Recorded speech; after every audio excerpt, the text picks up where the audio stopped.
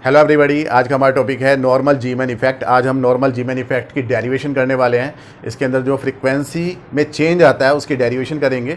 साथ ही आज हम ये समझेंगे कि लाइट कैसे प्रोड्यूस होती है, या एक स्पेक्ट्रल लाइन जो है वो 3 लाइंस में कैसे स्प्लिट हो जाती है। बहुत सारे स्टूडेंट्स को यही नहीं पता होता कि स्पेक्ट्रल लाइंस होती क्या है, वो लाइन की फॉर्म में क्यों होती है, या उसके स्प्लिट होने का क्या मीनिंग है, तो उसे भी हम समझेंगे। साथ ही अगर आपने पिछली वीडियो मेरी नहीं देखी है तो पहले उस वीडियो को ज़रूर देख लें। पिछली वीडियोस में जहाँ पे मैंने लार्मर प्रिसीजन बता रखा है, लार्मर फ्रीक्वेंसी ओमेगा बता रखी है, जिसका यूज़ आज यहाँ पे होगा, स्पेस क्वांटाइजेशन बता रखा है। तो अगर आपने वो वीडियो नहीं देखी है तो उसे ज़रूर देख लें उन वीडियोज़ को, और उसके डिस्क्रिप्शन में भी मैं अपने डिस्क्रिप्शन में भी उस वीडियो का लिंक दे दूँगा। फिलहाल हम बात करते हैं पहले तो कि लाइट प्रोड्यूस कैसे होती है, और बाद में हम बात करेंगे कि जीमैन इफेक्ट क्या है। आप ये देखो कि किसी भी एटम के अंदर पॉजिटिव न्यूक्लियस होता है, उसके चारों तरफ जो है इलेक्ट्रॉन्स रिवॉल्व करते हैं, डिफरेंट ऑर्बिट्स में रिवॉल्व करते हैं। तो कोई इलेक्ट्रॉन जो है जब एनर्जी मिलती है तो हायर लेवल में पहुंच जाता है, और हायर लेवल से जब वो वापस अपने ओरिजिनल लेवल फर्स्ट लेवल में आता है तो तब अपने अंदर से इलेक्ट्रोमैग्नेटिक रेडिएशन बाहर निकालता है। ये जो इलेक्ट्रोमैग्नेटिक रेडिएशन है ये बहुत सारी अलग अलग टाइप की मतलब इसे नाम दे सकते हैं, जैसे कि रेडियो वेव्स भी कह सकते हैं अगर इसकी फ्रीक्वेंसी लो है। सबसे कम फ्रीक्वेंसी वाली होती है रेडियो वेव्स, और सबसे ज़्यादा फ्रीक्वेंसी, सबसे ज़्यादा एनर्जी वाली होती हैं गामा रेज। तो ये अलग अलग फ्रीक्वेंसी की वेव्स निकल सकती हैं, डिपेंड करता है कि यहाँ पे न्यूक्लियस का चार्ज कितना है, या कितने हायर लेवल से कितने लोअर लेवल में इलेक्ट्रॉन जंप कर रहा है। तो उसी में से एक विजिबल लाइट भी होती है। तो विजिबल लाइट भी इलेक्ट्रोमैग्नेटिक वेव है, और वो तब प्रोड्यूस होती है जब कोई इलेक्ट्रॉन किसी हायर लेवल से किसी लोअर लेवल में जंप करता है। अभी तक हमने ये सोच रखा है कि लेवल्स जो होते हैं, एनर्जी के जो लेवल्स होते हैं, उनकी एनर्जी फिक्स्ड होती है। तो बाहर निकलने वाली जो लाइट है उसकी एनर्जी भी फिक्स्ड है, और वो फिक्स्ड होती है H nu, where nu is frequency of light. अगर न्यू की इन एनर्जी लेवल्स के बीच की गैप बढ़ता चला जाएगा तो एच न्यू की वैल्यू बढ़ती चली जाएगी। यानी कि अगर कोई इलेक्ट्रॉन किसी हायर लेवल से लोअर लेवल में जंप करेगा तो उतनी ही ज़्यादा एनर्जी की और उतनी ही ज़्यादा फ्रीक्वेंसी की, न्यू क्या है फ्रीक्वेंसी, उतनी ज़्यादा फ्रीक्वेंसी की वो लाइट इमिट करेगा। लेकिन पिछले टॉपिक जो कि हमने लार्मर प्रिसीजन है उसमें हमने ये देखा था, या स्पेस क्वांटाइजेशन में हमने देखा था कि एक्चुअली ये जो एक एनर्जी का लेवल है जहाँ से इलेक्ट्रॉन लोअर लेवल में जंप कर रहा है, यानी कि ये जो ऑर्बिट है, ये ऑर्बिट भी मतलब एक्सटर्नल मैग्नेटिक फील्ड में कुछ स्पेशल एंगल बनाते हुए ही ओरिएंट होती है मैग्नेटिक फील्ड के साथ में। तो मैग्नेटिक फील्ड के साथ में कुछ डेफिनेट एंगल्स ही बनाती है, जिसे हम बोलते हैं स्पेस क्वांटाइजेशन। तो यानी कि ये ऑर्बिट अपने आप में कई सारी छोटी छोटी ऑर्बिट से मिलकर बनी हुई होती है, जिनकी एनर्जी अलग अलग होती है। तो इन सब एनर्जी लेवल्स की वजह से कोई इलेक्ट्रॉन यहाँ से यहाँ जंप कर सकता है, या नीचे वाली भी जो है वो कई सारे लेवल से मिलकर बनी हुई है। तो इन लेवल्स में जब चेंज आ जाता है तो यहाँ पे एनर्जी में भी चेंज आ जाएगा, एनर्जी में चेंज आ जाएगा, फ्रीक्वेंसी में भी चेंज आ जाएगा। यानी कि जो एक लाइन है, लाइट की एक लाइन है, वो अलग अलग लाइन्स में स्प्लिट हो जाएगी। कब? इन एक्सटर्नल मैग्नेटिक फील्ड, और इसी को हम बोलते हैं जीमैन इफेक्ट। तो जीमैन जो है वो साइंटिस्ट का नाम है। 1896 में उसने क्या ऑब्जर्व किया कि when A light source giving line spectrum, कोई भी लाइट का सोर्स है, जैसे कि ये फ्लैश ट्यूब है, इसके अंदर आमने सामने इलेक्ट्रोड्स हैं और बीच में गैस भरी हुई है। ये ट्यूब है, जैसे कि CFL ट्यूब्स वगैरह होती हैं। तो ये ट्यूब है, इसके अंदर कोई भी एक गैस हो सकती है, और इसके अंदर जब डिस्चार्ज होता है, करंट फ्लो होता है, तो यहाँ से लाइट बाहर निकलती है। तो इसमें से लाइट बाहर निकल रही है, तो ये लाइट, इस पूरे सोर्स को हमने मैग्नेटिक फील्ड में रख दिया। सपोज ये नॉर्थ पोल ऑफ मैग्नेट है, सामने जो है ये साउथ पोल ऑफ मैग्नेट है, और सामने वाला जो मैग्नेट है ये इलेक्ट्रोमैग्नेट है, जो कि बहुत हाई है, हाई मैग्नेटिक फील्ड प्रोड्यूस करने के लिए यूज हो रही है।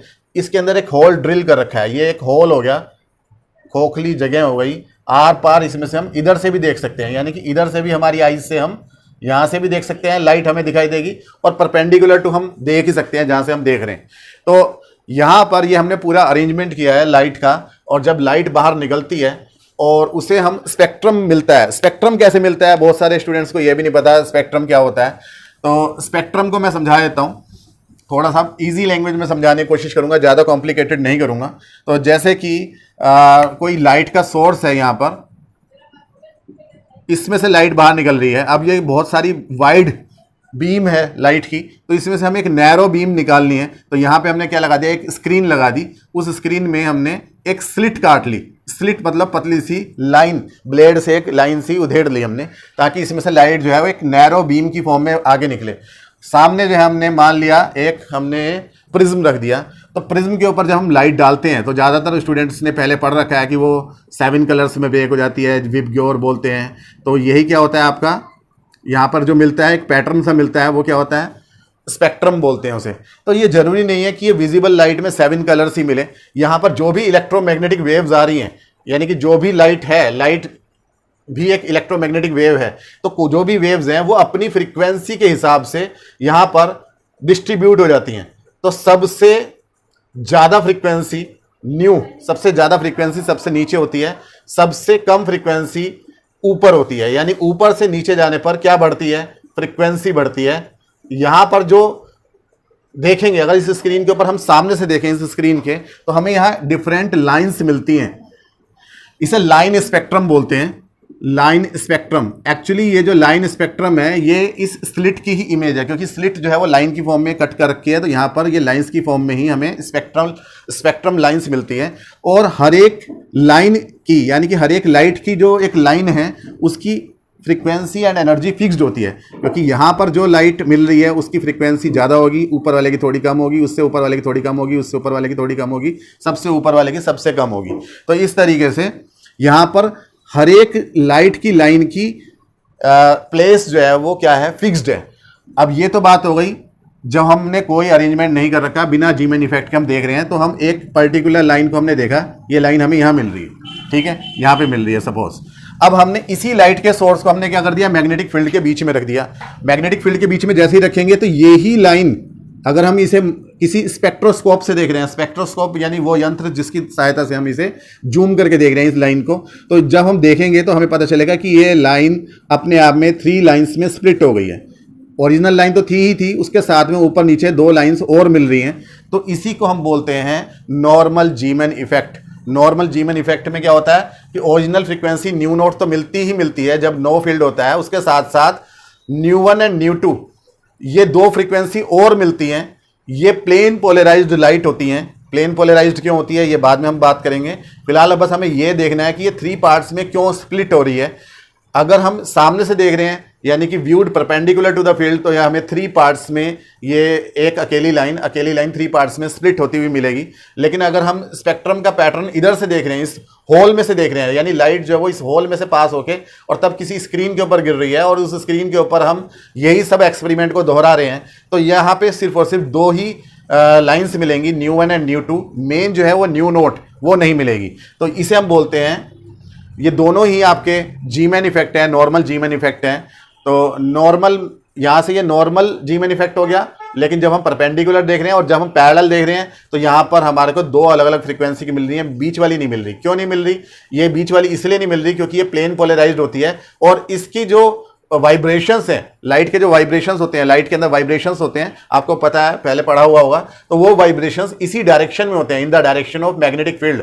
तो जो बीच वाली लाइन है वो उसी डायरेक्शन में है, तो इसीलिए ये बीच वाली लाइन न्यू नोट नहीं मिल रही है जब हम व्यू कर रहे हैं parallel to the magnetic field. तो यहां पर ये हमने कुछ समझाने की कोशिश की है। अब इसको हम एक्सप्लेन करेंगे क्वांटम मैकेनिक्स की हेल्प से कि यहां पर ये कितना शिफ्ट आएगा, न्यू नोट से न्यू 1 में एंड न्यू नोट से न्यू 2 में कितना शिफ्ट आएगा, वो हमें देखना है।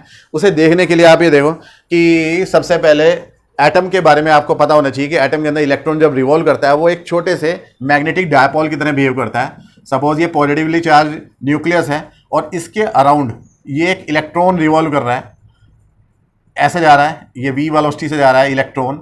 तो जब इलेक्ट्रॉन क्लॉकवाइज जा रहा है तो जिस तरफ थंब है उस डायरेक्शन में क्या होगा, उसका एंगुलर मोमेंटम होगा, एंगुलर मोमेंटम वेक्टर एल। अब क्योंकि इलेक्ट्रॉन ऐसे जा रहा है, आपका क्लॉकवाइज जा रहा है या एंटी क्लॉकवाइज जा रहा है, सामने से देखें तो एंटी क्लॉकवाइज जा रहा है, तो यहां पर क्लॉकवाइज डायरेक्शन में उसका क्या प्रोड्यूस हो जाएगा, करंट। जिस डायरेक्शन में करंट प्रोड्यूस हो रहा है उस डायरेक्शन फिंगर को टर्न कर लो तो नीचे की तरफ थंब की डायरेक्शन में क्या होगा, मैग्नेटिक डायपोल मोमेंट। तो मैग्नेटिक डायपोल मोमेंट को हम म्यू एल से डिनोट करते हैं। यानी कि यहां पर 2 वेक्टर्स होते हैं, एक तो एंगुलर मोमेंटम वेक्टर एल, दूसरा होता है magnetic dipole moment mu L. दोनों में रिलेशन भी हम पहले डेरिव कर चुके हैं जब हमने इलेक्ट्रॉन के बारे में हमने पढ़ा था पिछले डेरिवेशंस में। आप पिछले लेक्चर को देख सकते हो कि म्यू एल अपॉन एल की वैल्यू कितनी होती है, E/2m। ये वैल्यू होती है E/2m को ही हम क्या बोलते हैं, जायरोमैग्नेटिक रेशियो। जायरोमैग्नेटिक रेशियो।